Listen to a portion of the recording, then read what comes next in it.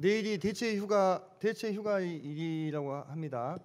내일도 이제 쉬시는데 또 직장에 따라서는 또 쉬지 못하고 또 출근하셔야 되는 분들도 좀 계신 것 같고 어떻게 보내시는지 모르겠습니다. 어찌됐건 사회적으로는 지금 지난주 이번 주에서 사람들은 이제 많이 휴가철을 맞이해서 산으로 바다로 이렇게 떠나고 있는 상황이죠.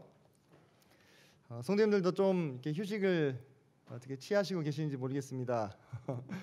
아까 우리 사회 보신 형제님께서 말씀을 하셨는데 권고하셨는데 오늘 오후에 청년부에서 청년부 계절학기를 갖게 됩니다. 저희가 여름에 날씨가 더워지면 청년부에서는 이제 말씀 축제를 준비를 합니다. 그래서 날씨가 더우니까 집에 계시는 것보다 교회 오면은 에어컨도 빵빵하게 틀어주고 또 간식도 또 빵빵하게 제공이 됩니다. 그래서 오셔서 쉬시면서 말씀도 듣고 이렇게 하시면 참 좋을 것 같습니다. 그래서 이 계절학기는 이번 주에는 산상수훈이라는 주제로 이제 진행이 되고 다음 주에는 귀납적 성경 연구라는 주제로 또 진행이 됩니다. 그래서 기도해 주시고 다 함께 참여해 주시면 좋겠습니다.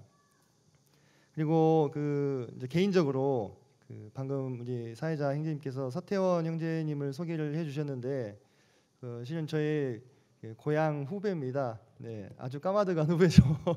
까마득하다고 표현해야 될지 모르겠는데, 네, 광주에서 지금 일을 이제 하게 돼서 이제 광주 오게 됐고, 또 이제 당분간 광주에서 머물 예정이기 때문에 사랑으로 좀 잘 맞아주셨으면 감사하겠고, 올해 나이는 이제 27입니다. 그래서 잘 광주 생활과 또 모임 생활에 적응할 수 있도록 관심을 가져주시기를 좀 부탁을 드리겠습니다. 오늘 서론이 좀 길었네요. 오늘의 주제는 자유입니다. 자유. 오늘의 주제는 자유라는 주제를 가지고 성도님들과 함께 말씀을 상고해 보기를 원합니다. 자, 성도님들 자유하면 어떤 생각이 떠오르십니까? 자유.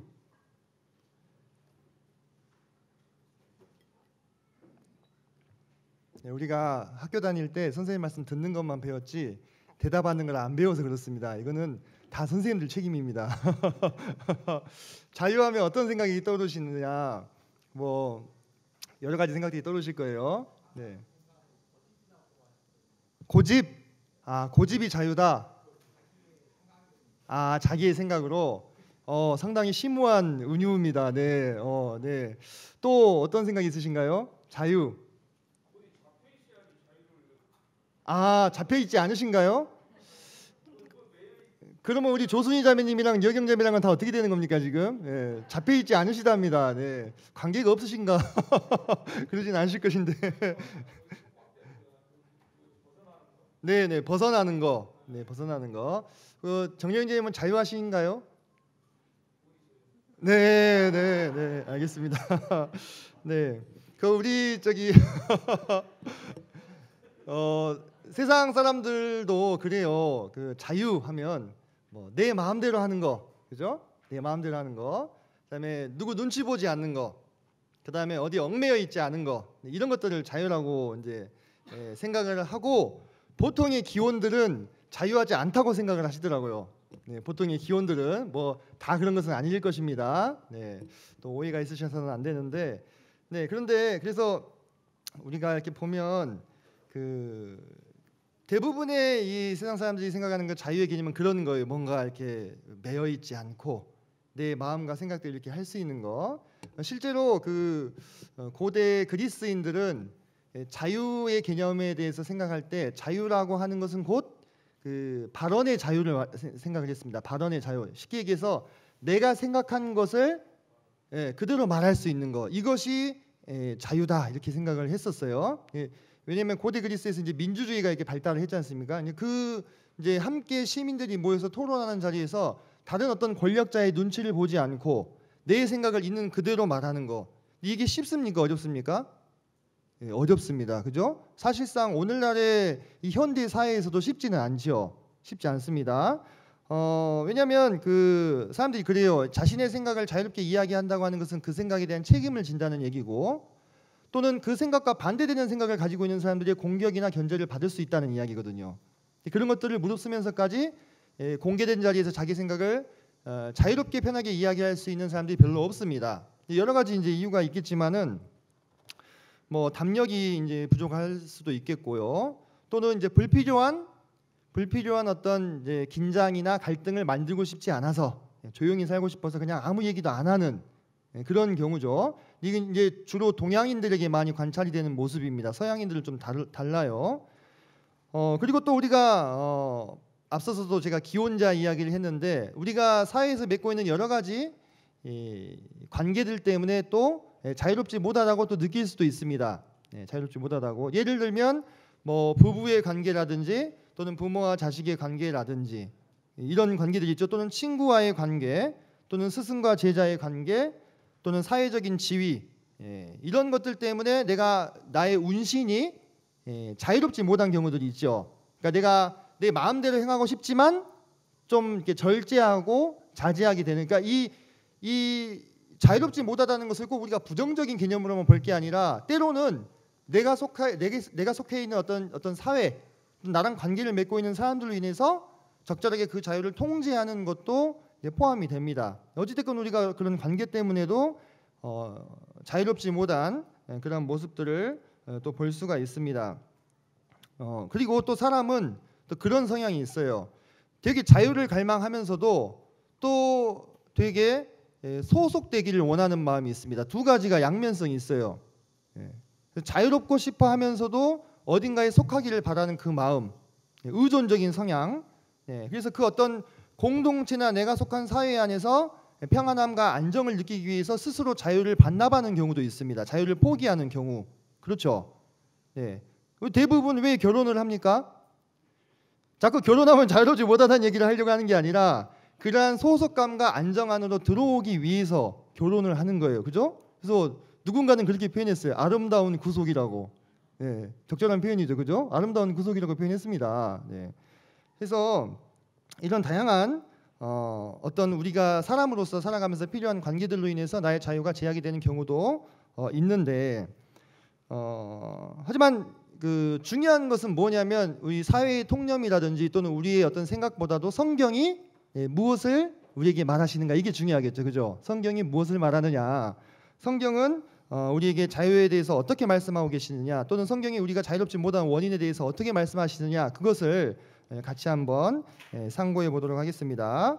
먼저 신약성경 요한복음 8장으로 좀 가보겠습니다.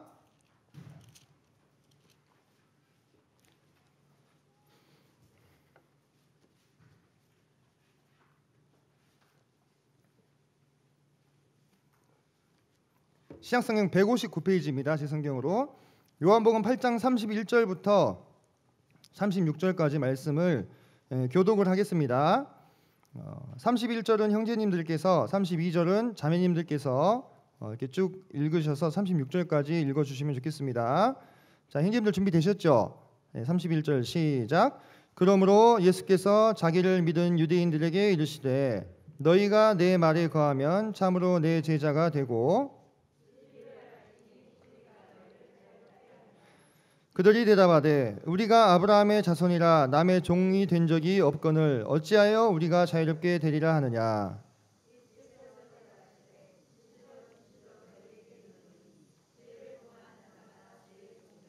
종은 영원히 집에 거하지 못하되 아들은 영원히 거하나니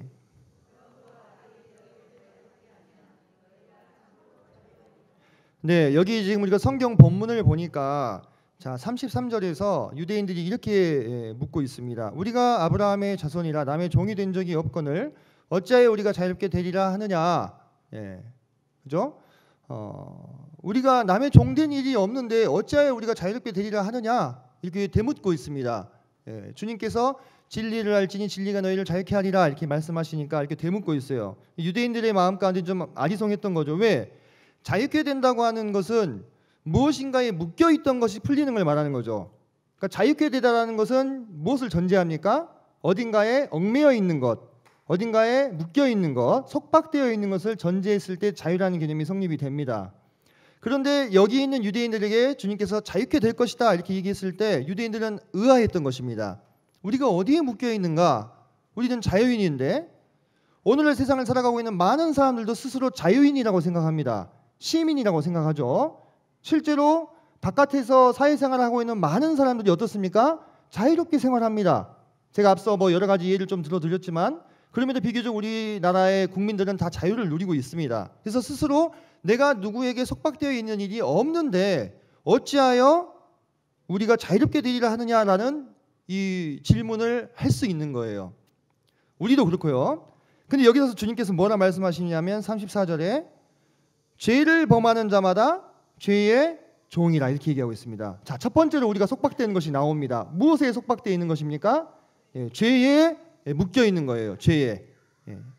죄에 묶여 있습니다. 죄를 짓는 자마다 죄의 종이라 했는데 죄를 안 짓는 사람이 이 세상에 있나요? 없죠. 그렇다면 이 세상에 존재하는 모든 사람들은 죄의 종인 거예요. 1차적으로 죄의 종. 자, 그리고 찾지는 않겠습니다만 로마서에 보면 우리가 율법에 대해서 오늘 정정인재님도 감사 기도를 그 본문을 가지고 들려주셨는데 6장 7장 이렇게 살펴보면 우리가 율법의 종이 되어 있는 것을 볼 수가 있습니다. 율법이 우리에게 주어짐으로 인해서 죄가 어떻게 됐어요? 심히 죄가 되었죠. 그죠? 그리고 율법의 권세로 인해서 우리가 정죄함을 받고 나중에 하나님 앞에 섰을 때 어떻게 됩니까? 심판을 받게 됩니다. 그죠? 예. 그래서 우리는 율법의 종이라고 또 말을 할 수가 있습니다. 율법의 종. 또 마지막으로 우리가 히브리서 2장에서 봤을 때 히브리서 2장에 보면은 일생에 매여 종노릇하는 우리에 대해서 나옵니다. 그죠? 일생에 매여서 죽음을 두려워함으로 일생에 매여 종노릇하는 우리를 자유케 하시기 위해서 그리스도께서 오셨다 이렇게 말씀하시잖아요. 그래서 우리는 세 번째로 죽음의 종입니다. 그래서 성경이 우리에게 뭐라 말씀하시냐면 우리는 먼저 죄와 율법과 죽음의 종된 상태라고 이야기를 하고 있습니다. 그래야 예수님께서 8장 32절에서 진리를 알지니 진리가 너희를 자유롭게 하리라 라는 말씀이 성립이 되는 거예요. 진리가 우리를 자유케 하시는데 무엇으로부터의 자유이냐? 죄와 율법과 죽음으로부터의 자유를 주님은 말씀을 하고 있으시다는 겁니다. 자, 좀 더 이제 구체적으로 좀 살펴보겠습니다.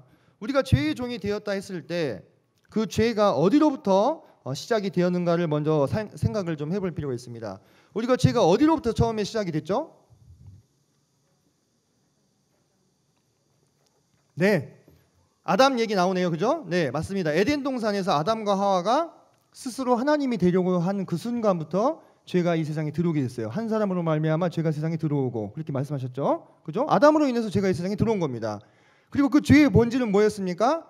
네가 하나님과 같이 되리라 한 그 사단의 꼬임에 넘어간 그것이 죄의 본질입니다. 하나님이 되고자 한 것, 그것이 죄예요. 그래서 우리가 이 죄가 이 세상에 들어오고 나서부터 스스로 하나님의 곁을 떠나고 그 다음에 스스로 웅덩이를 판 것이 죄라고 예레미야에서도 말씀하고 있습니다. 그래서 우리가 죄의 종이 되었다는 것은 이제 스스로 우리가 하나님이 되고자 하는 그 마음에 사로잡혀 사는 거예요. 세상의 모든 사람들이 그렇지 않습니까? 이 세상에서 제일 중요한 게 뭐예요?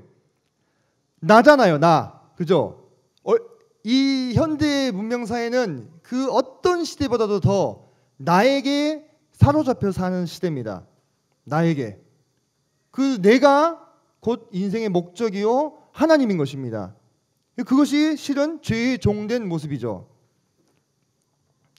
자, 그래서 이제 하나님께서 우리에게 율법을 주심으로 말미암아 율법을 통해서 그러한 죄된 나의 모습을 깨닫게 하시고자 했단 말입니다. 그죠? 율법을 통해서 율법으로는 죄를 깨달음이라 이렇게 있잖아요. 율법으로 의롭다함을 얻을 육체가 없으니 율법으로는 죄를 깨달음이니라 이렇게 말씀하셨잖아요. 그죠? 그래서 본래 하나님께서 이 율법을 우리에게 주신 하늘의 그 목적은 뭐였습니까? 죄인임을 깨닫는 거예요. 그죠? 그런데 이미 죄의 종이 되어버린 이 사람들이 하나님이 본래 율법을 주신 그 목적을 왜곡해버렸어요. 어떻게 왜곡했습니까? 이 율법을 통해서 의롭다함을 얻으려고 한 거예요. 본래 하나님이 이 율법을 주신 목적은 그것이 아니었죠. 그죠? 그런데 사람은 자기가 이미 중심이 되어 있기 때문에 자기가 기준이 되어 있기 때문에 하나님이 주신 율법마저도 자기 뜻대로 왜곡시켜서 받아들였다는 것입니다. 그래서 이 율법을 자의적으로 해석해서 지키려고 하고, 하나님을 위한다고 하면서는 실제로 자신의 기준, 자신의 만족을 추구하게 됩니다. 이 율법을 통해서. 그들이 대표적인 사람들이 누구였습니까? 바리새인과 율법사들. 그죠? 우리가 지난 금요일 날도 요한복음 9장을 통해서 요한복음 공부를 했었는데, 거기도 보면 아주 적나라하게 이 바리새인과 율법사들이 어떻게 자신의 기준을 세우고 하나님의 아들인 예수님을 부정하는지가 나오죠. 아주 적나라하게 나옵니다. 예수님께서 천하이대로 이 장님의 눈을 뜨게 하신 일이 없는 그 기적을 행하셨음에도 불구하고 어떻게 해요? 그 앞에서 안식일을 범했네 어쨌네 이러고 있잖아요. 그게 무슨 기준에 의거한 겁니까? 자기 기준에 의거한 거예요. 진흙을 이기는 그 일은 일이다. 근데 안식일날 일을 범했기 때문에 이 사람은 죄인이다. 이렇게 얘기하는 거예요.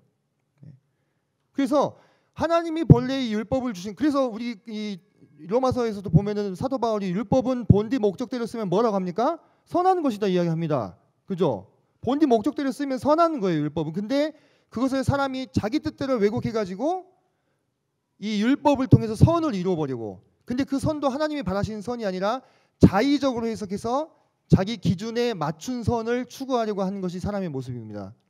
그 대표적인 성경의 애가 바리새인과 율법사들이고, 그 대표적인 이 세상의 애가 바로 종교인들입니다. 여기서 말하는 종교인들은 기독교인들만을 말하는 게 아니고 이슬람교, 불교, 힌두교 온갖 종교를 통해서 사람이 결국 추구하는 게 뭡니까? 자신의 의예요. 의. 그죠? 자신의 선과 의를 쌓아서 이 세상의 모든 고통과 번뇌로부터 구원받고자 하는 것입니다. 결국은 요약하면 그겁니다. 나를 세우는 거예요. 나를. 이 법 앞에서 나를 세워서 스스로 의롭게 되고자 하는 그 마음을 포기하지를 못하는 겁니다. 그리고 이 율법을 무시하는 자들에 대해서는 우리가 생각할 필요가 있습니까? 없습니까? 없죠. 아예. 그들은 아예 율법에 의해서 정죄를 받아서 앞으로 지옥에 떨어지게 될 사람들이기 때문에 율법을 자의적으로 해석해서 그 자신의 기준에 맞춰서 의롭게 되고자 하는 사람들이나 율법을 무시하는 이방인들이나 결국 다 똑같다고 로마서 2장 3장에서 쭉 논리가 전개가 되고 있죠. 그죠? 네. 어찌 됐든 간에 둘 다 모두 율법의 종일 수밖에 없는 거예요. 율법의 종. 네. 우리가 왜 자꾸 그러한 모습들을 되풀이할까요? 죄의 종이 되고 율법의 종이 되고, 그것은 우리가 최초에 잃어버린 것이 있기 때문에 그렇습니다. 제가 아까 죄의 시작이 에덴 동산에서 아담의 범죄로 인함이라고 말씀을 드렸죠. 자, 그 장면을 한번 떠올려 보겠습니다. 하나님이 먹지 말라고 한 선악과를 따먹고 하나님이 되고자 했던 그 아담, 그가 그 선악과의 입을 대는 순간 인류는 영원히 하나를 잃어버리게 돼요. 뭘 잃어버리게 됩니까? 하나님을 잃어버리게 됩니다. 오늘 말씀 시간에 한해서 저는 이것을 최초의 상실이다 이렇게 한번 표현을 한번 붙여보겠습니다. 최초의 상실. 그 하나님을 최초에 잃어버린 거예요. 그 전까지는 아담과 하와가 잃어버린 것이 있었습니까? 없었습니까? 없었잖아요. 에덴 동산에서 모든 것이 충만하고 모든 것이 풍요롭고 부족한 것이 없는 삶을 살았습니다. 물질적으로나 영적으로나 정서적으로나 사람은 모든 것에 만족한 삶을 살고 있었는데, 그 최초의 상실이 발생하고 나서부터 사람들은 하나씩 잃어가기 시작합니다. 최초에 주어졌던 것들을. 먼저 하나님을 잃게 되고 그 다음 무엇을 잃습니까? 생명을 잃잖아요. 죽음이 찾아오므로. 그 다음에 무엇을 잃습니까? 아담과 하와의 그 대화를 보세요. 하나님 앞에서의 그들의 믿음과 사랑을 잃어버립니다. 서로 자기 남 탓을 하고 있죠. 그죠? 그리고는 뭘 잃어버립니까? 그리고는 에덴 동산, 낙원을 잃어버리잖아요.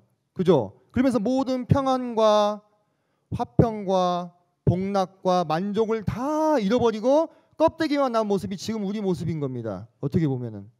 껍데기를 하면 뭐예요? 오로지 물질만 남은 거예요. 내 혀에 느껴지는 감각, 내 피부에 느껴지는 감각, 내 뇌에 느껴지는 어떤 그 쾌락, 그거만 딱 남았어요. 그 껍데기만 딱 남았어요. 나머지는 다 잃어버렸어요. 그럼에도 불구하고 사람들은 자신이 종된 줄을 모르는 거예요. 그래서 여기 이스라엘 사람들처럼 그렇게 되묻는 겁니다. 우리가 남의 종된 일이 없는데 어찌하여 우리가 자유롭게 되리라 하느냐. 그렇지 않습니까? 그죠? 그런 모습으로 우리가 전락해버렸습니다. 그래서 우리는 뭔가를 잃어버렸기 때문에 끊임없이 그것을 채우려고 해요. 최초의 상실이 일어난 그 자리를 스스로 다른 웅덩이를 파가지고 그 웅덩이에 뭔가를 자꾸 채우려고 하는 것처럼요. 그래서 나의 상실된 것, 나의 결핍된 것을 계속해서 채우고 나의 추한 모습을 자꾸 다른 것을 이렇게 덮으려고 하는 것입니다. 죄의 종이 되어서 죄를 짓고 율법의 종이 되어서 의롭게 되고자 몸부림을 치지만 내 실상을 내가 제일 잘 알지 않습니까? 내 내면의 마음을. 내 내면에는 뭐가 살아요? 이상한 것이 살아요. 괴물이 한 마리 산단 말이에요. 저도 그렇습니다. 저도 그래요. 근데요, 참 재밌는 것이요, 사람들이 이 내면의 자신의 이 추악한 모습을 결코 바로 보지를 못한다는 것입니다. 이 내면의 참된 실제를 보지 못하고 스스로를 속이는 편을 택합니다. 스스로를 속이는 편을 택해요. 그렇죠. 그래서 심지어는 그 과정을 통해서 위로와 만족을 얻습니다. 이 시대에 뭐랄까 이 시대를 지배하고 있는 메시지라고 한다면 뭐가 있습니까? 나를 사랑하라. 그죠? 나를 사랑하라. 그것을 통해서요, 스스로 그래도 넌 좀 괜찮은 녀석이야. 너는 좀 괜찮은 녀석이야. 너 정도 살면 잘 사는 거야. 이렇게 스스로를 끊임없이 기만하는 거예요, 실은. 내가 내 자신을 봤을 때, 정직한 마음으로 내 자신을 봤을 때는 별로 깨끗하고 선한 것이 없어요.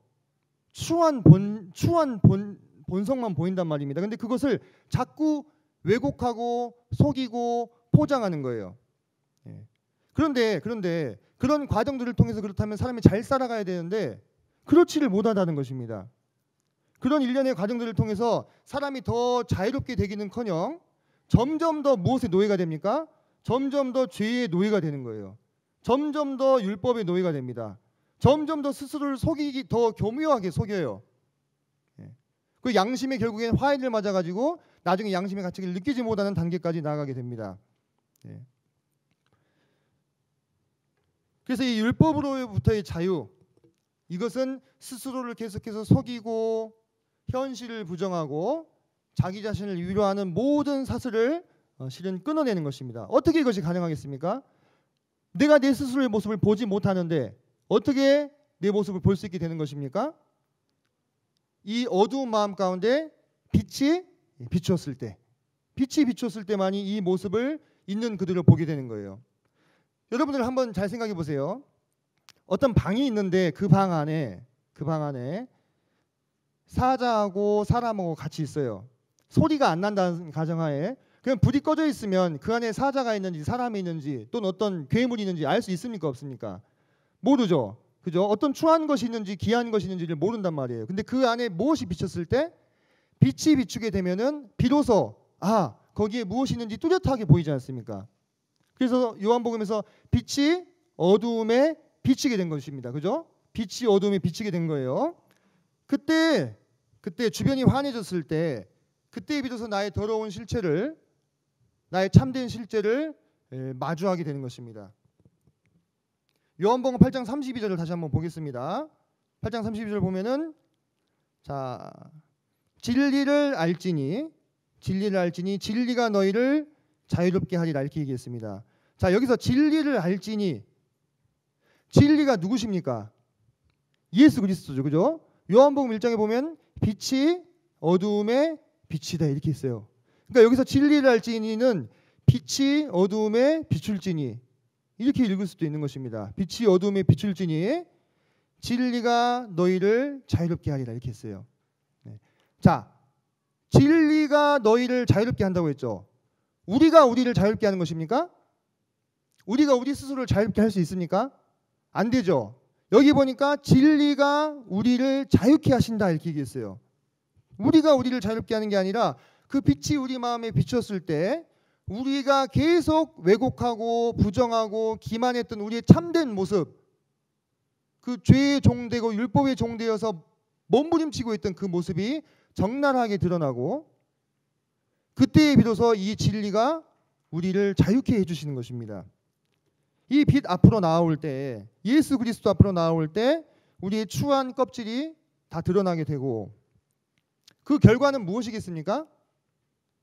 나의 추한 모습이 다 드러나게 되니까 이제 우리가 모욕과 수치를 당하는 순서로 진행이 되나요? 그 빛 앞에서? 그렇지 않지요. 그렇지 않습니다.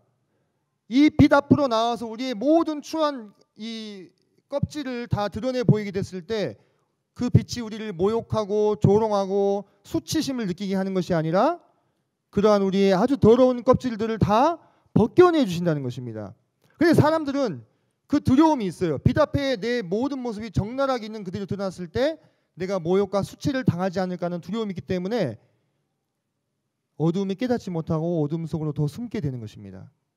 빛이 어두움에 비치되 어두움이 깨닫지 못하더라. 이렇게 되는 거예요.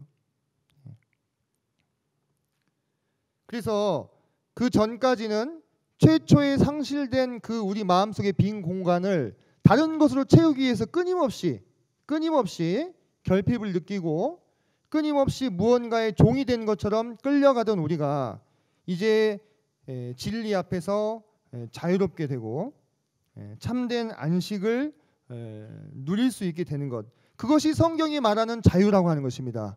우리에게 주신 진정한 자유, 어떤 내가 무엇에 얽매이지 않고 무엇에 어떤 책임을 져도 되지 않고 내 마음대로 자유롭게 하는 것이 아니라, 그것보다는 그것일 수도 있겠지만은 성경에서 우리에게 말씀해주고 계시는 자유는 우리가 죄의 종이 되어서 율법의 종이 되어서 내가 하나님이 되어서 내 삶을 스스로 조정하고 내 뜻대로 행하고 도리어 율법의 요구를 내 자의적으로 해석해가지고 그 율법으로 의롭게 되고자 몸부림치는 그 모습, 그 모든 시도로부터 놓여나는 것, 내 참된 실제, 추악한 실제, 남들이 알기를 원치 않는 시커멓고 털이 송송 나 있고 뭔 괴물 같은 그 내 실제를 있는 그대로 드러내 보이더라도 모욕과 수치를 당하는 것이 아니라 도리어 그 모습을 치유받을 수 있는 그 자리에 나오는 것이 성경이 말씀하시는 참된 실제인 것입니다. 그래서요, 제가 그 상실 이야기를 좀 더 하겠습니다. 오늘 상당히 이 흐름이 좀 실제적이라기보다는 관념적이어서 어렵거나 따분하실 수도 있을 텐데요. 나중에 실제적인 얘기들도 나오니까요, 잘 귀를 기울여 보시기 바랍니다. 네. 제가 언제 몽상가적인 얘기만 하고 끝낸 적 있던가요? 네. 저는 그런 그 관념적인 설교를 별로 선호하는 편이 아닙니다. 네. 자, 잘 들어보세요. 사람이요, 마음 가운데 최초의 상실, 하나님을 잃어버리고 나서 빈자리를요 꼭 뭔가로 채우려고 하는 시도를 계속해요. 그죠? 뭘로 채우려고 하냐면 여러 가지 것들로 채우려고 합니다. 네, 주변에서 인정받는 거, 그죠? 또 인기, 네. 그 다음에 어떤 자아실현, 성취, 성공, 그 하부에 뭐 돈도 있겠고 명예도 있겠고 뭐 여러 가지가 있겠죠, 그죠? 그런 것들을 끊임없이 자기를 채우려고 하고 타인과 자신을 비교하려고 해요. 그 마음에요 완전히 사로잡혀 있어요. 우리 10대, 20대 이 젊은이들이 SNS에 왜 집착하는지 아십니까? 왜 집착할까요? 그것을 통해서 자기를 드러내고 싶은 거예요. 자기를 인정받고 싶은 거예요. 자기를 확인하고 싶은 겁니다. 네. 왜? 내 마음 가운데 이 빈 공간을 채워야 되기 때문에 어릴수록 더 본성이 더 적나라하게 드러나는 행동을 합니다. 그죠? 어릴수록. 네. 10대, 20대는 아직 어린 나이잖아요. 근데 나중에 60대, 70대는 체면 때문이라도 잘 안 해요. 그렇게 숨기죠. 근데 10대, 20대는 그런 감성이 살아있기 때문에 더 인정받고 싶고 더 뭐랄까 사람들이 나를 알아줬으면 좋겠고 받아줬으면 좋겠고 이런 마음들을 표출을 하는 거예요. 근데 이 기저에 뭐가 있냐면 바로 열등감이 있습니다. 열등감. 그죠? 열등감이 있어요. 사람은 누구나 다 열등감이 있어요. 왜 열등감이 발생합니까? 뭔가 비어있기 때문에 발생하는 겁니다. 내 안에. 근데 사람들이 그 비어있는 것이 뭔지를 착각하는 거예요. 예를 들면 하나님이 비어있기 때문에 내 마음이 텅 빈 줄도 모르고 내 외모가 딸려서, 또 내가 돈이 없어서, 또 내가 인기가 없어서, 또 내가 뭔가 성공을 이루지 못해서, 또 내가 권력이 없어서, 이런 것들이 없기 때문에 내가 인정 못 받고 대접 못 받는다고 착각을 하는 거예요. 그래서 어떻게 합니까? 그것을 추구하죠. 어떻게 얼마나 열심히 추구하는지 아십니까? 마치 노예가 된 것 같이 추구를 합니다. 노예가 뭐예요? 시킨 대로 다 하는 게 노예잖아요. 그죠? 내가 결핍됐다고 하는 그것을 위해서 시킨 대로 다 하는 거예요. 돈이 결핍됐다고 생각하는 사람은 어떻게 합니까? 그 돈의 열등감을 극복하기 위해서 돈의 노예가 됩니다. 외모가 부족하다 생각하는 사람은 어떻게 돼요? 그 외모를 극복하기 위해서 성형수술의 노예가 돼요. 진짜 노예가 돼요. 그거 하고 있는 거 보세요. 노예잖아요. 시킨 대로 다 하잖아요. 권력을 얻기 위해서, 권력이 내게 부족하다고 생각하는 사람은 권력의 노예가 돼가지고 시킨 대로 다 해요. 그 권력을 거머쥐기 위해서 거짓말도 불사하고 속이는 것도 불사하고 돈을 횡령하는 것도 불사하고 다 하는 거예요. 시키는 대로. 그 공천 한번 받으려고 얼마나 그냥 무릎 사이드 기어가다 해도 기어갈 거예요. 그게 노예의 모습인 겁니다. 종의 모습이에요. 그죠? 내 안에 뭐가 결핍되어 있다고 생각하기 때문에, 열등감을 느끼기 때문에, 실은 그 열등감, 그 결핍이 하나님이 그 마음이 없기 때문인데 그거를 오해하는 거예요. 착각하는 겁니다. 그렇기 때문에 성도님들, 참으로 거듭난 사람들 중에서요, 이 열등감을 극복했다는 간증을 참 많이 들을 수가 있습니다. 성도님들 기억하십니까? 성도님들 한번 그 구원받은 그 분들 그 간증들 한번 들어보시면요, 그게 꼭 열등감이라고 딱 집어서 얘기는 안 하는데요, 그런 것들로부터 자유케 됐다는 이 간증을 많이 들어요. 예를 들면 뭐 이런 거예요. 옛날에 맨날 2등을 하던 사람이 있었어. 1등만 보면은 반에서는 친한 척 하는데 속으로는 쟤 죽어버렸으면 좋겠다 이렇게 생각한 거예요. 죽어버렸으면 좋겠다. 교통사고 나서 죽어버렸으면 좋겠다. 그 마음이 얼마나 잔인하고 무섭습니까? 맨날 반에서 보면서 인사하고 친한 척하고 같이 도시락 까먹고 같이 공부하는 사이인데 맨날 2등만 하니까 쟤 때문에 죽어버렸으면 좋겠다고 생각하는 거예요. 그 얼마나 추악해요. 그죠? 그 추악한 모습을 스스로 보면서 놀라면서도 그 생각을 버리지를 못해. 왜? 내가 그거에 대해서 열등감을 느끼니까. 내가 1등만 하면 내가 행복할 것 같으니까. 내가 1등만 하면 이 결핍된 마음이, 이 상실된 마음이 채워질 것 같으니까. 평생을 이렇게 열등감 속에서 살다가 예수님을 만나게 된 거예요. 그거 어떻게 됐어요? 그 마음으로부터 어떻게 됩니까? 자유케 되잖아요. 자유케 된다고 하는 것은 내가 그동안 열등감을 느꼈던 그것이 사라지는 거예요. 왜? 사람이 마음이 비어 있으니까 그걸 어떻게든 채워서 자신을 증명하고 싶은 거예요. 모든 사람들이 다 다릅니다. 그 요소가. 어떤 사람은 외모일 수도 있고 어떤 사람은 돈일 수도 있고, 평생 가난에 찌든 사람들은 부자들만 보면 열등감이 시달려요. 고급 자동차가 이렇게 지나가는 거 보면은 저 사람은 틀림없이 뭔가 횡령해가지고 돈을 저렇게 벌었을 거야. 뭔가 사기쳐가지고 이렇게 돈 벌었을 거야. 그렇게 생각하는 거예요. 그러면서 자기도 그냥 어떻게든지 돈을 벌어가지고 좀 대접을 받아보려고 평생 동안 돈에 노예가 돼서 살죠. 노예된 모습입니다. 돈 많이 벌면 그 열등감으로부터 자유케 됩니까? 안 돼요. 속은 거예요. 어디도 다 그렇습니다. 그리스도인이라고 뭐 됐습니까? 우리도 다 그래요. 우리 안에 열등감을 느끼는 어떤 요소들이 있습니다. 그것으로부터 우리가 구원받고 나서 정말로 자유케 된 삶을 살고 있는지 생각을 해봐야 됩니다.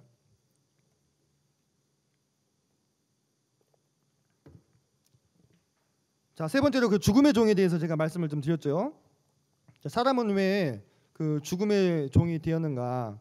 히브리서 2장을 한번 가보실까요? 아까 제가 말씀드렸는데,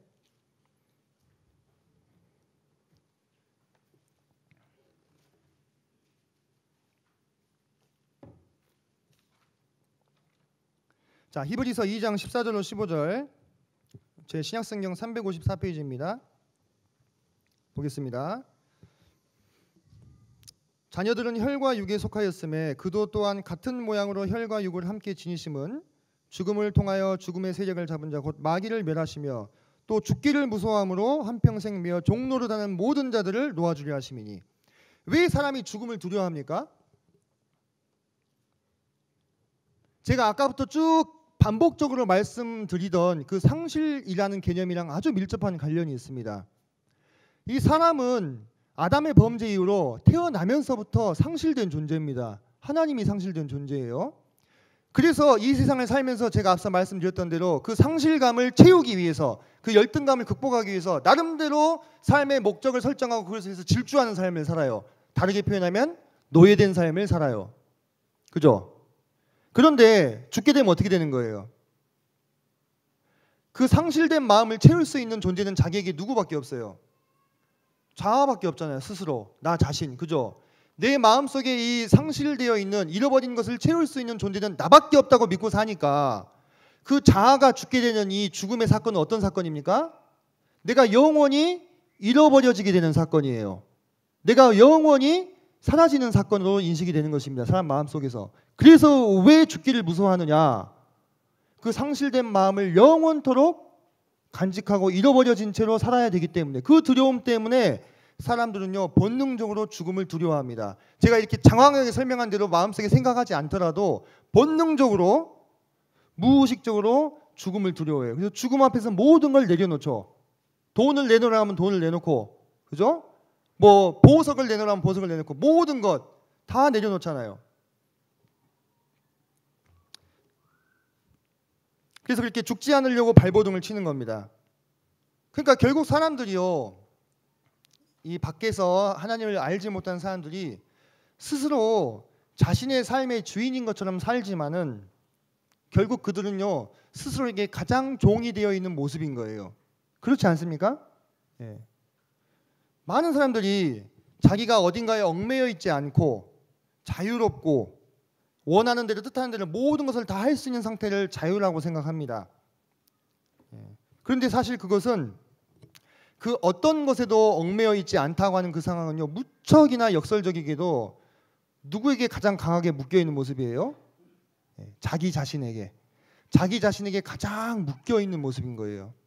그래서요 성도님들 한번 생각해 보세요. 실제적으로 제가 방금 말씀드렸던 그 세상 기준의 자유를 가지고 있는 사람들이 누굽니까?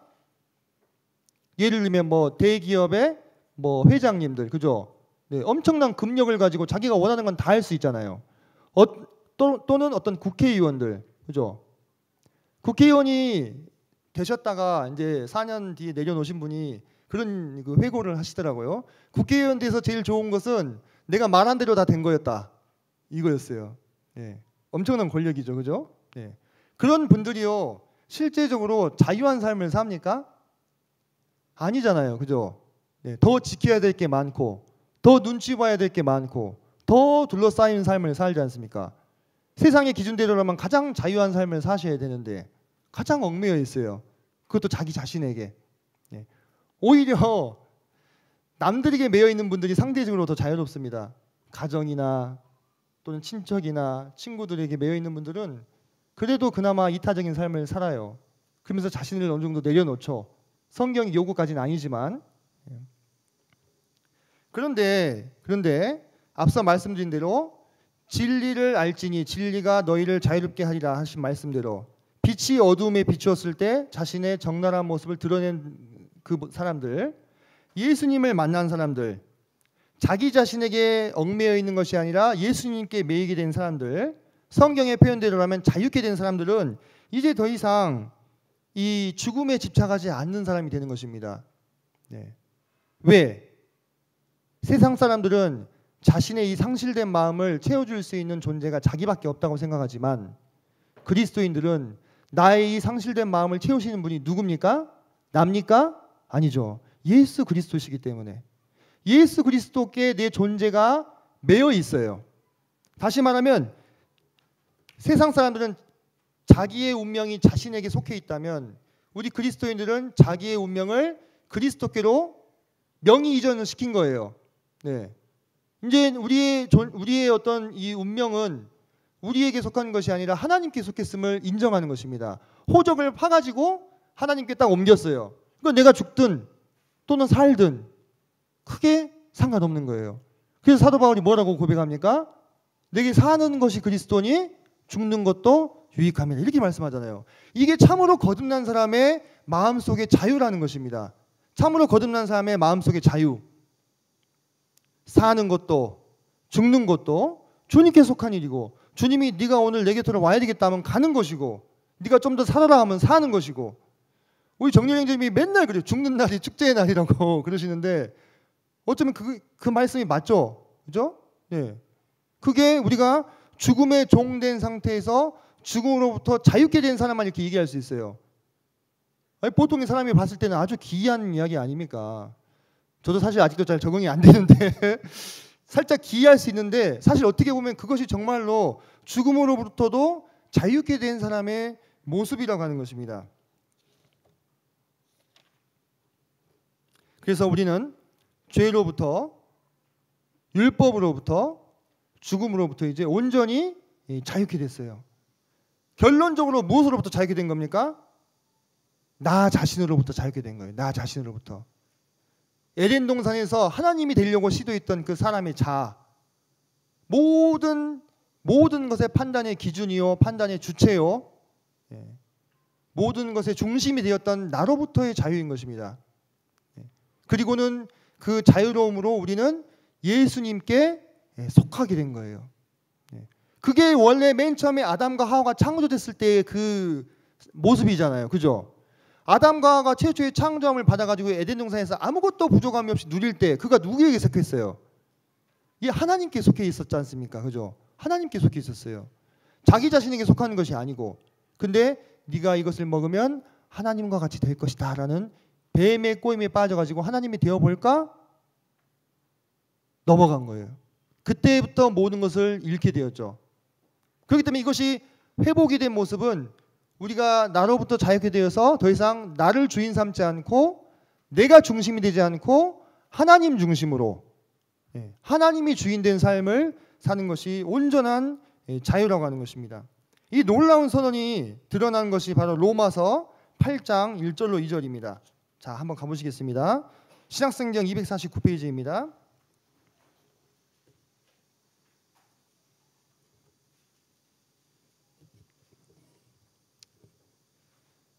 자, 신약성경 249페이지 8장 1절로 2절 말씀을 같이 읽겠습니다. 시작. 그러므로 이제 그리스도 예수 안에 있는 자에게는 결코 정죄함이 없나니 이는 그리스도 예수 안에 있는 생명의 성령의 법이 죄와 사망의 법에서 너를 해방하였습니다. 자, 방금 우리가 읽은 구절을 잘 보시기 바랍니다. 이제 그리스도 예수 안에 있는 자에게는 결코 정죄함이 없나니. 아멘. 우리가 전에 내가 주인되고 내가 중심이 되어 살 때는 죄의 법과 율법의 법과 사망의 법에 매여서 정죄를 받아야 되는 존재였습니다. 그런데 이제 우리 주 예수 그리스도로 말미암아 그 모든 것들로부터 자유케 된 나는 정죄함이 결코 없다는 선언을 받게 된 것입니다. 그러면서 2절 보니까 이는 그리스도 예수 안에 있는 생명의 성령의 법이 죄와 사망의 법에서 엄청난 대조죠. 그죠? 본디 우리가 속한 법은 어떤 법이었어요? 죄와 사망의 법이었어요. 근데 그것으로부터 하나님이 우리를 해방시켜 주신 거예요. 해방이라고 하는 것은 원래 묶여 있었던 상태를 말하잖아요. 그죠? 우리가 링컨 대통령이 한 일 중에 가장 놀라운 일 중에 하나를 뭐라고 얘기합니까? 노예 해방 이렇게 얘기하잖아요. 그죠? 그러니까 원래 노예로 잡혀있던 사람들을 풀어나게 해준 거거든요. 그때 해방이라는 말을 쓰는 겁니다. 그럼 2절에서 해방이라는 말이 나왔다는 것은 우리가 어딘가에 묶여 있었다는 얘기죠. 아까 유대인들의 질문을 다시 한번 떠올려 보세요. 우리가 누구의 종이 된 적이 없거늘 자기 자신에 대해서 제대로 아는 거예요? 모르는 거예요? 모르는 거예요. 모든 사람들이 이렇게 스스로를 속이며 살아요. 제가 아까 얘기했잖아요. 자기 기만, 포장, 속임. 내가 누구의 종된 일이 없는데 뭔 소리냐 이렇게 얘기를 한단 말입니다. 그런데 그렇지 않고 우리가 죄와 율법과 사망의 종이 노예가 되어 있었는데 그런 우리를 그리스도 안에 있는 생명의 성령의 법으로 해방시켜 주신 거예요. 자유케 하신 겁니다. 이 놀라운 선언으로 인해서 모든 그리스도인들은 그들이 누리던 또는 누리지 못하던 그들이 인식하던 인식하지 못하던 자유자여 천국의 시민입니다. 그죠? 시민이란 말이 뭐예요? 오늘날의 우리 주민등록상의 시민을 얘기하는 것 이상입니다. 이때 당시의 문화적 기준에서 시민이라는 사람은 무슨 뜻이냐면 자유자라 이 얘기예요. 제가 아까 그리스 얘기했죠. 자신의 생각을 자유롭게 표현할 수 있고 자유롭게 어딘가로 이동할 수 있고 무엇인가를 자유롭게 선택할 수 있는 사람. 근데 그 시대에는 모두가 그러진 않았어요. 실제적인 계급이 있었잖아요. 그죠? 우리에게 천국의 시민이라는 것은 우리가 자유자다. 이 얘기를 우리에게 하는 것이에요. 이 자유가 우리에게 어떻게 오게 됐습니까? 거저 왔습니까? 아니죠. 예수님께서 이 자유를 우리에게 주시기 위해서 그분의 생명을 속전으로 지불하셨어요. 그죠? 예수님께서 악의 세력을 멸하시고 사단 마귀의 일을 패하셔서 그 사단에게 붙들린 자들, 최초의 에덴 동산에서 사람들을 속임으로 말미암아 죽음으로 죄로 권세를 잡은 그 사단의 머리를 밟으시고 그에게 묶여있던 모든 사람들을 풀어주신 것입니다. 이 일이 이미 우리에게 일어난 일입니다. 이미 우리에게 확정된 일이에요. 근데 때때로 우리가 그 과거에 이 종되었을 때의 그 습관, 그죠? 종이 되었던 때가 있잖아요. 우리가 아직 구원받기 전에 그때의 종되었을 때 그 습관과 익숙함 때문에 우리가 이미 받은 이 자유를 누리지 못하고 마치 종처럼 행동할 때가 있잖아요. 그죠? 그럴 때가 있습니다, 우리가. 그래서 우리가 그 자유를 누리지 못한다고 하는 것은 너무나 안타까운 일이에요. 이미 우리가 죄로부터, 율법으로부터, 죽음으로부터 자유케 되었는데 죽음을 두려워하고, 물론 어떤 생리적으로 죽음을 두려워할 수 있습니다. 우리가 경험해보지 못한 일이기 때문에. 그리고 우리가 어떤 범죄함 앞에서 우리가 스스로 정죄함으로 담대함을 잃어버리고 하나님 앞에 나오지 못하고, 스스로를 돌아보고 회개하는 것은 괜찮습니다만 정죄하고 자신을 불쌍하게 생각하는 이런 것으로 나아갈 필요는 없는 거예요. 과거에 우리가 익숙했던 그 노예의 행동인 겁니다. 그럴 때가 있는데, 그럴 때마다 우리는 항상 주님을 더욱더욱 바라봐야 됩니다. 우리가 어떠한 자이며 주님께서 우리에게 이 자유를 주시기 위해서 무엇을 지불하셨는지 그것을 바라봐야 돼요. 결코 공짜로 주어진 게 아니잖아요. 하나님이 그 아들 예수 그리스도를 우리에게 주심으로 이 자유를 주셨지 않습니까? 그래서 우리는 이 자유를 누군가 침해하거나 빼앗고자 하는 모든 시도를 단호하게 거부해야 됩니다. 이제 우리가 자유자라는 인식 가운데서 누구도 우리에게 우리가 받은 자유에 반하는 어떤 것을 강요할 자격이나 권리가 없어요. 심지어 어떤 교회의 지도자나 목사나 장로나 어떤 교사를 할지라도 그렇죠. 그죠? 만약에 그들이 성경에 반하는 것을 교묘하게 강요하거나 또는 그동안의 관계에 의거해서 나로 하여금 그 주장에 이렇게 미혹되게 한다거나 또는 기타 여러 가지 어떤 자신의 힘이나 또는 불이익을 동원해서 거짓을 동원해서 나의 입을 막고자 할 때 그런 일들을 용납해야 되겠습니까? 그래서는 안 되는 것입니다. 그죠? 그래서는 안 되는 거예요. 왜? 그것은 예수님께서 피로 값주고 사신 생명, 피로 값주고 사신 자유를 침해하는 거예요. 그 누구도요, 내가 받은 이 자유를 침해할 수 없습니다. 그 어떤 뭐 목사 할아버지가 온다 할지라도 이 자유를 침해할 수 없는 거예요. 만약에 정말 성경에 명백하게 위배된 것들을 우리에게 강요한다면 우리는 그것에 대해서 결연하게 저항하고 나의 입장을 분명하게 밝혀야 되는 것입니다. 수많은 이단 사이비 추종자들이 맹목적으로 자기 지도자를 따라가다 망했어요. 그죠? 맹목적이라는 말에 주목해 보시기 바랍니다. 맹목적이라는 게 뭐예요? 스스로의 자유를 포기했다는 얘기예요. 스스로 생각할 힘을 포기했다는 것입니다. 그리고는 지도자가 말하는 대로 그냥 다 믿고 따라간 거예요. 그게 성경적인 겁니까? 그거 그렇게 착각하는 경우들이 많이 있어요. 그거 아니에요. 그거 아닙니다. 맹목적인 것은 성경적인 것이 아닙니다. 성경은요, 얼마나 많은 지면을 할애해가지고 우리에게 이성과 지성을 동원해서 이것이 옳은지 그른지 따져보고 확인해보고 다시 확인해보고 믿고 확신한 바에 거하라고 얘기하고 있습니까? 그죠? 근데 보통 이렇게 사람을 홀리는 사람들이요, 아무것도 없는 사람들이 아니에요. 매력 있고 지적이고 카리스마가 넘치고 말 아주 잘하고 이런 사람들입니다. 그러니까 사람들이 저 사람이 뭘 해도 나보다 나으니까 라고 생각을 해버리는 거예요. 그리고는 생각하기를 멈춥니다.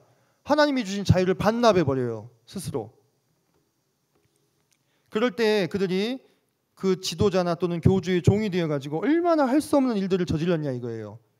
보통의 사람의 생각만 가지고도 이것은 틀렸구나라고 생각할 수 있는 일들을 저지르는 것입니다. 신천지가 대표적이고, 그죠? 예. 이게요, 단순히 종교의 문제가 아니라 이 정치적으로도 그렇습니다. 히틀러를 따라갔던 그 2차 세계대전 때 그 독일 국민들이 한번 보세요. 히틀러의 주장이 상식적인 선에서 납득이 됩니까? 그런데 따라갔다니까요. 이런 일들이요, 정말 인류사에 비일비재합니다. 비일비재해요. 그 추종자들의 공통된 심리가 무엇이냐? 그 지도자가 그렇게 얘기했으니까, 그 목사가 그렇게 얘기했으니까, 그 누구가 그렇게 얘기했으니까. 그래서 생각하기를 포기하고 자유를 포기하고 책임을 회피하는 거예요. 우리 모두는 하나님 앞에서 어떻게 섭니까? 모두 다 단독자로 서게 됩니다. 개개인으로 서게 돼요. 부부가 같이 서는 일도 없어요. 우리 이 땅에서 부부로 맺은 이 관계가 언제까지 유효합니까?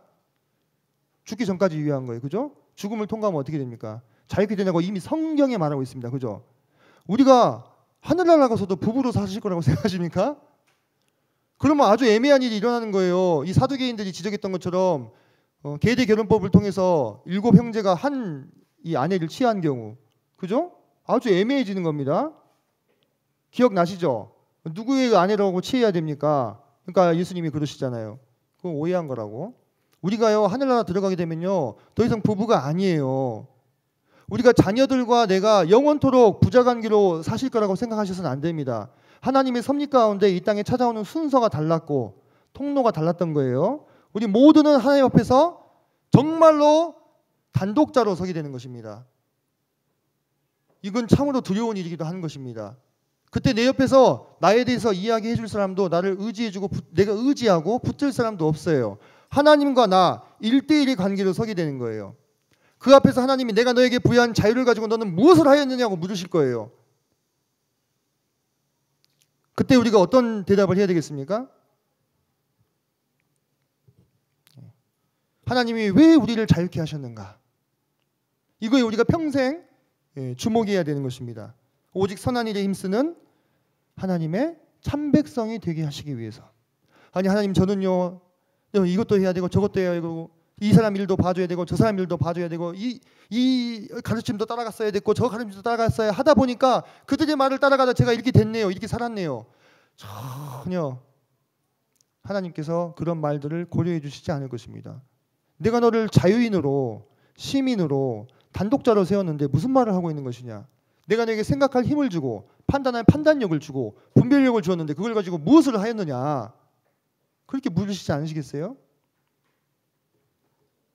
그래서 우리가 주님께서 우리를 죄로부터 율법으로부터 죽음으로부터 자유케 해주신 이 자유에 감사하고 이 자유를 방종과 방임에 낭비할 것이 아니라 하나님의 일을 행하는 참백성 되게 하시기 위해서 우리를 자유케 하심을 인식하고 오직 주님을 기쁘게 섬기기 위해서 이 자유를 행사해야 되는 것입니다. 우리의 자유를 빼앗고자 하는 자들의 의도를 가지고 있는 그 행동들을 제가 말씀을 드릴 테니까 잘 한번 들어보세요. 뭔가를 의도하고 우리의 이 고귀한 자유를 주님의 피로 값주고 사신 이 자유를 빼앗고자 하는 자들의 행동. 첫째로 정보를 통제합니다. 정보와 지식을 통제합니다. 그것이 자유를 빼앗고자 하는 자들의 행동이에요. 중세 암흑기 시대에 카톨릭의 사제들이 일반 성도들한테 성경을 어떻게 했어요? 죄다 빼앗아 버렸어요. 라틴어로 된 성경밖에 없었습니다. 라틴어는 학술적인 언어가 됐어요. 그때 이미. 그래서 일반 백성들은 읽을 수가 없었던 거예요. 그래서 목숨을 걸고 이 종교개혁가들이 독일어로 번역하고 네덜란드어로 번역하고 프랑스어로 번역하고 번역할 때마다 빼앗아 가지고 불태우고 죽이고 그래도 계속 했던 것입니다. 왜? 그들은 정보를 통제해야 돼요. 사제들의 말만 따라가게 만든 거예요. 여러분 오늘날에도 누군가 정보를 통제하고 지식을 통제하는 사람이 있거든. 그 사람은 나의 자유를 빼앗고자 하는 사람이구나 생각하시면 됩니다. 오늘날의 예로 한번 얘기해 볼까요? 몇몇 그 사람도 이런 얘기해요. 책 읽지 마라. 책 읽지 마란 말이요. 얼마나 무서운 말입니까? 그 정보와 지식을 통제하는 말입니다. 그러면 나쁜 물 든다고. 자기한테만 배우라고. 그럼 그 사람의 정보의 통로는 뭐가 되는 거예요? 이 한 사람만 되는 거예요. 그럼 이 사람이 잘못되면 어떻게 됩니까? 줄줄이 다 잘못되는 거예요. 그죠? 줄줄이 다 잘못됩니다. 주로 폐쇄적인 그룹에서 자꾸 책 읽지 말라 그래요. 신천지에서 어떻게 얘기합니까? 인터넷이 사단이라 그래요. 왜? 인터넷 켜면은 신천지의 오류랑 잘못된 것들이 다 드러나 있으니까. 그러니까 인터넷을 하면 영을 빼앗긴다고 이렇게 얘기합니다. 그래서 가지 말라 그래요. 보지 말라고 해요. 뭐예요? 정보와 지식을 통제하고 있는 거예요. 그렇게 해서 어떻게 합니까? 자기 말만 듣게 하는 거예요. 오늘날에도요. 어떤 단체들은 한 목사의 이 가르침을요. 이 녹화해 가지고 전국에 있는 사람들이 그것만 봐요.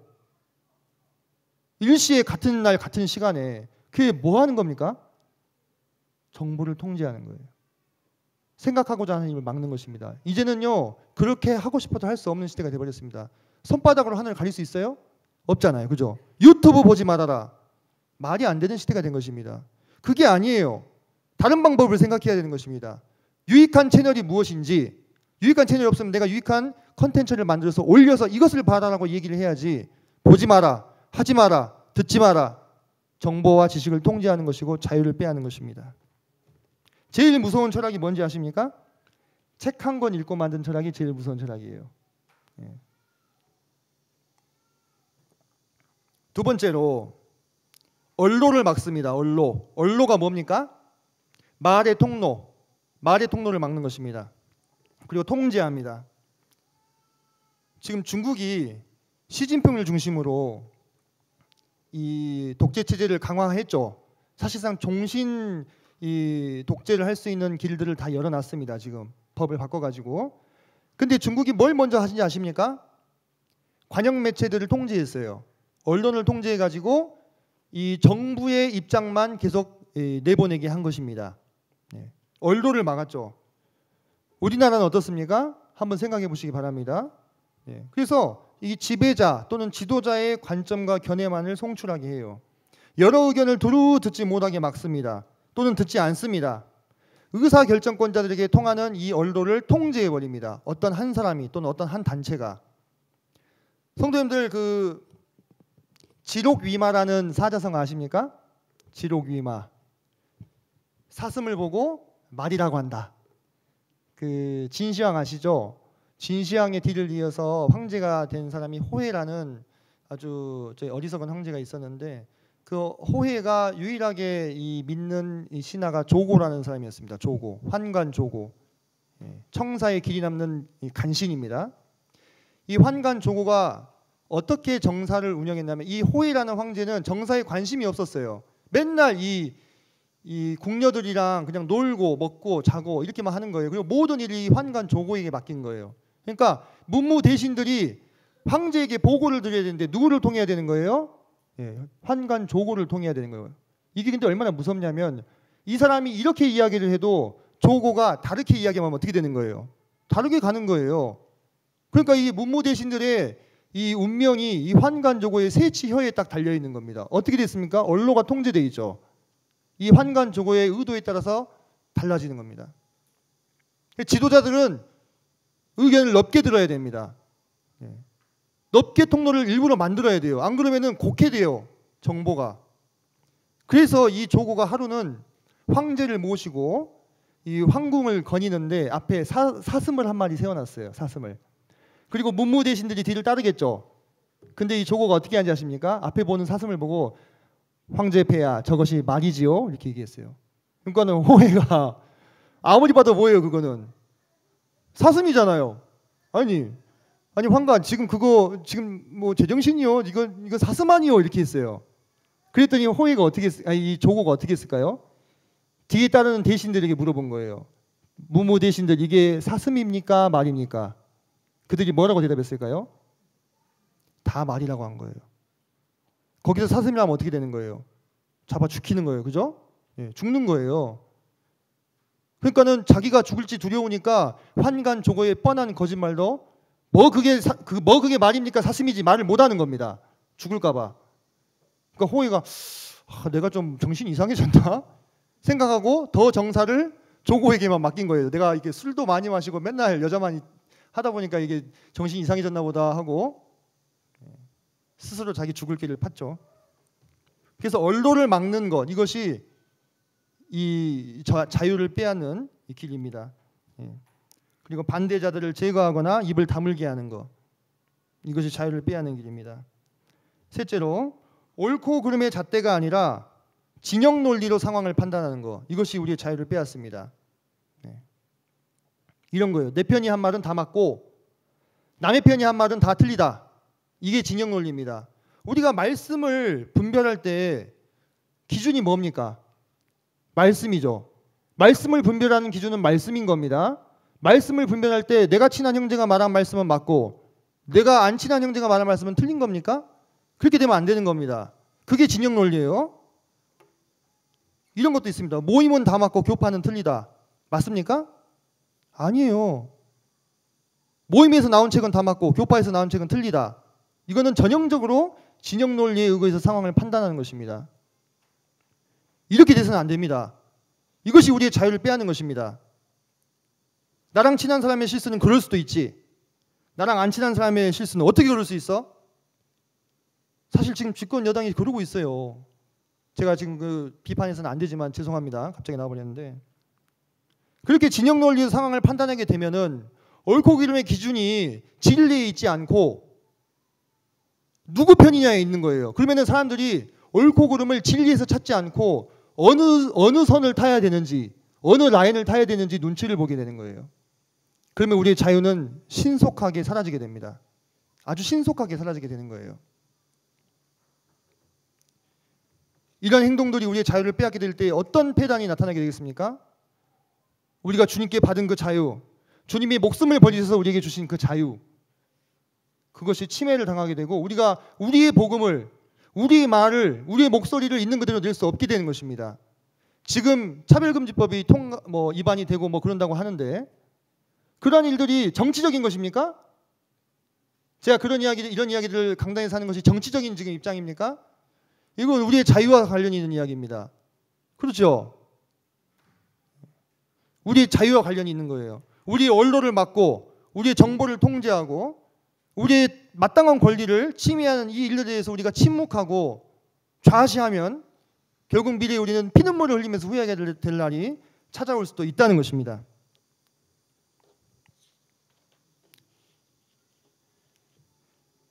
고린도후서 3장 17절에 보면 시간 관계상 찾지 않겠습니다. 주는 영이시니 주의 영이 있는 곳에는 자유함이 있느니라 이렇게 얘기했습니다. 우리 기독교가요 얼마나 이 인류사에 지대한 영향을 미치는지 아십니까? 아시죠? 이 기독교로부터 자유의 사상이 나왔습니다. 이 기독교에서 자유를 말하고 있었어요.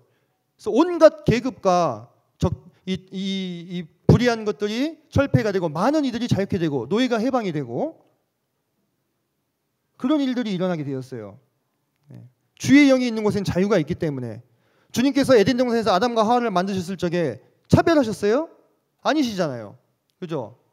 우리가 어떤 언어, 인종, 성별, 빈부, 노소, 국경, 우리의 관습, 문화, 규범, 우리의 죄와 율법과 사망을 다 초월해서 하나님께서 우리에게 자유를 주시고 자유케 하셨습니다.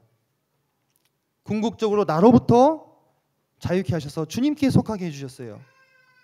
절대자인 우리 주님께요. 우리를 그렇게 해주신 것은 우리로 하여금 더 이상 이 썩어질 세상의 것들에 노예된 삶을 사는 것이 아니라 자신에게 얽매여서 자신의 열등감을 극복하려고 자신의 결핍을 채워보려고 그런 삶을 사는 것이 아니라 우리가 받은 바 이 자유를 위협하는 모든 것들을 단호하게 거부하고 오직 주님의 일에 힘쓰는 참된 백성, 그분의 천국 시민의 삶을 영원히 살라고 이 자유를 우리에게 주신 것입니다. 저는 그렇게 믿습니다. 저는 지금으로부터 제가 주님 앞에 가는 그 순간까지도 제가 주님께 받은 이 자유에 대해서 죄와 율법과 죽음으로부터 자유케 해주신 이 자유를 지키고 주님의 참된 백성의 삶을 살기 위해서 분투하는 삶을 사는 것이 합당하다고 생각을 합니다. 그래서 오늘 성도님들께서 쭉 이야기들을 들으셨을 텐데